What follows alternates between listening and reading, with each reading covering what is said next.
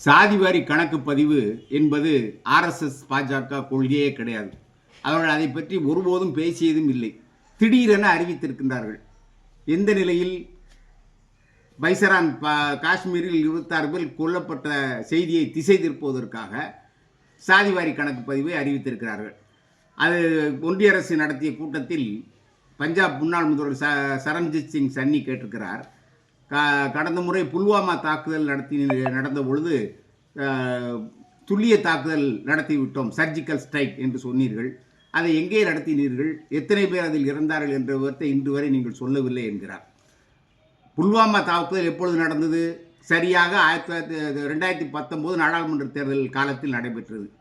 இந்த நேரத்தில் தாக்குதல் நடத்தினால் அது பாஜகவுக்குத்தான் உதவும் என்பது தீவிரவாதிகளுக்கு, பயங்கரவாதிகளுக்கு தெரியாதா? பாகிஸ்தானுக்கு தெரியாதா? அதற்கு முன்பு 2014ஆம் ஆண்டு நரேந்திர ஆட்சிக்கு வந்த பிறகு பாகிஸ்தானில் காஷ்மீரில் ஆக கொடுமையான அடக்குமுறை. அங்கே 2 ஆண்டுகளுக்கு மேலாக மக்களை தெருக்களில் நடமாட விடவில்லை. இளைஞர்கள் நடக்கவே முடியாது. அவர் திடீரென இந்திய படை மீது கல்லெறிந்து விட்டு ஓடி, அப்படி பல நூற்றுக்கணக்கான இடங்களில் கல்லெறிந்தார்கள். அதன் பிறகு கொரோனா வந்து விட்டது. மேலும் அதுலேயும் முடக்கம். இப்படி பல சூழ்நிலைகளில் 2014லேருந்து 19 வரைக்கும் காஷ்மீரில் பெரிய தாக்குதல் எதுவும் நடக்கவில்லை என்று சொல்லிக்கொண்டே இருந்தார்கள். திடீரென பார்த்தால் 44 பேர் கொல்லப்பட்டார்கள். அவ்வளவு பேர் கொல்லப்படுவதற்கான வெடிமருந்தை எந்த ஊதியில் அந்த சாலையில் எடுத்து கொண்டு வந்தார்கள்? அந்த கேள்விகளுக்கெல்லாம் இன்று வரை விடை கிடைக்கவே இல்லை.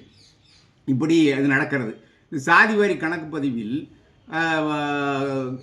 சாதிகளை கணக்கெடுக்கிறார்கள். 2011 சாதிகளை கணக்கெடுத்து அதை வெளியிடவில்லை. எத்தனை சாதிகள் இருக்கின்றன என்று தெரியவில்லை. 10,000 சாதிகள் இருப்பதாக சொல்லுகிறார்கள்.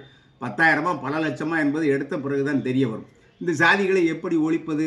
இந்த சாதிகளுக்கு இடையிலே சாதி மறுப்பு திருமணம் செய்து கொண்ட இணையர்களை அதே சாதியில் திரும்ப சேர்க்கக்கூடாது, அவ்வளவுதான். அவர்களை தனி சாதி, புதிய சாதியாக தமிழன் சாதி என்ற ஒரு சாதியை உருவாக்க வேண்டும் தமிழ்நாட்டில். அப்படி மற்ற மாநிலங்கள் உருவாக்கலாம், அல்லது இந்தியன் சாதி என்று கூட இவர்கள் சொல்லிக்கொள்ளலாம். ஆனால் அப்படி உருவாக்கி கொண்டே வரும் பொழுது பழைய சாதிகளில் இருந்து இந்த புதிய சாதிக்கு வருபவர்கள் எண்ணிக்கை உயர்ந்து கொண்டே வரும். அப்படி ஒரு 100 ஆண்டுகளில் சாதிகள் முழுமையாக ஒழிக்கப்படும்.